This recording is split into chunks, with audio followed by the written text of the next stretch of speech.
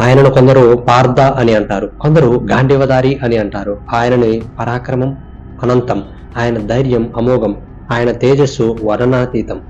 ధైర్యంలోను లౌక్యంలోనూ ఆయనను మించిన వారే లేరు. ఆయనే కుంతి పుత్రుడు అర్జునుడు. ఈ వీడియోలో అర్జునుడు ఎలా జన్మించారు మరియు ఆయన దగ్గర ఉన్న అస్త్రాలు ఏమిటి, ఆయన హిజ్రాగా ఎలా మారాడో ఈ వీడియోలో తెలుసుకుందాం. Welcome to my channel.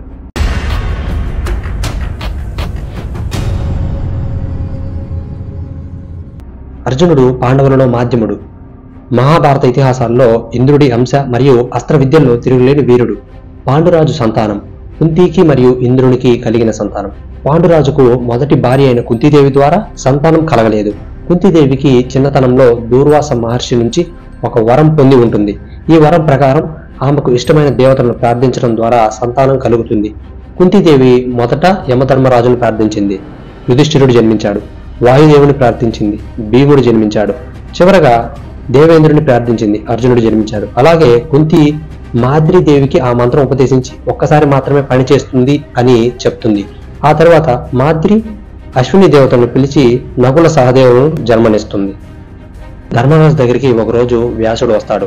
Dharmaraja, నీ మనసులో ఉన్న చింతన గురించి నేను ఇక్కడికి వచ్చాను. నేను నీకు ఒక మంత్రాన్ని ఉపదేశిస్తాను, దాన్ని నీవు అర్జునుడికి ఉపదేశించు. దాని ప్రభావంతో అర్జునుడు అధికంగా తపస్సు చేసి దేవతలను మెప్పించి దివ్యాస్త్రాలను సంపాదిస్తాడు. మీరు ఈ అడవిని విడిచిపెట్టి వేరే అడవికి వెళ్ళండి అని చెప్పాడు.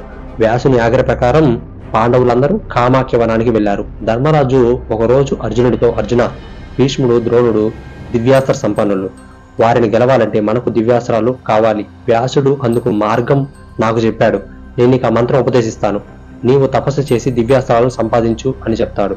పరమశివుణ్ణి ఆరాధించి పాశుపదాస్త్రం సంపాదించమని వ్యాసుడు ఆదేశించాడు అని చెప్పి అర్జునుడితో ఆ మంత్రం ఉపదేశిస్తాడు ధర్మరాజు.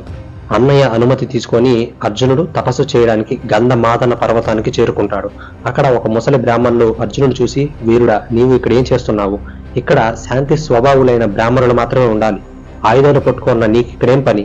నీ ఆయుధాలు విడిచిపెట్టు అంటాడు. ఆ మాటలకు చలించకుండా స్థిరంగా ఉన్న అర్జునుడిని సాహసానికి మెచ్చి బ్రాహ్మణ రూపంలో ఉన్న ఇంద్రుడు అర్జునుడికి ప్రత్యక్షమయ్యాడు. అర్జున, నీ ధైర్యంకి మెచ్చాను, నీకేమి కావాలో కోరుకో అన్నాడు. అర్జునుడు, నాకు దివ్యాస్త్రాలు కావాలి అని అడిగాడు. తదాస్తు అని అన్ని దివ్యాస్త్రాలను అర్జునుడికి ఇచ్చాడు ఇంద్రుడు. అర్జునుడు నపుంసకుడిగా ఎలా మారాడు ఇప్పుడు తెలుసుకుందాం.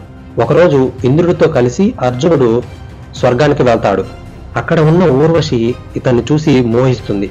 అతని దగ్గరికి వెళ్ళి, నీవు నన్ను పెళ్లి చేసుకొని సంభోగించు అని చెప్తుంది. కానీ దానికి నిరాకరించిన అర్జునుడు ఇలా అంటాడు, మీరు నాకు వరుసకు పెద్దమ్మ అవుతారు కాబట్టి నేను అలా చేయను అని చెప్తాడు. దాంతో ఆగ్రహించిన ఊర్వశీదేవి అతన్ని నపుంసకుడుగా కమ్మని శపిస్తుంది. ఆ శాపాన్నే అతను అజ్ఞాతవాసంలో ఉన్నప్పుడు బృహన్నలగా మారి వరంగా మార్చుకుంటాడు. ఈ వీడియో ఎంత ఫ్రెండ్స్, ఈ వీడియో ఎంతవరకు చూసినట్టయితే మీకు ఎంతగానో నచ్చి ఉంటుందని అనుకున్నాను. ఒకవేళ ఈ వీడియో మీకు నచ్చినట్లయితే లైక్ చేయండి. అలాగే ఇలాంటి కంటెంట్ అసలు మిస్ అవ్వకూడదు అనుకుంటే మాత్రం సబ్స్క్రైబ్ చేసుకోవడం మాత్రం మర్చిపోవద్దు. That's all for today. Thank you for watching.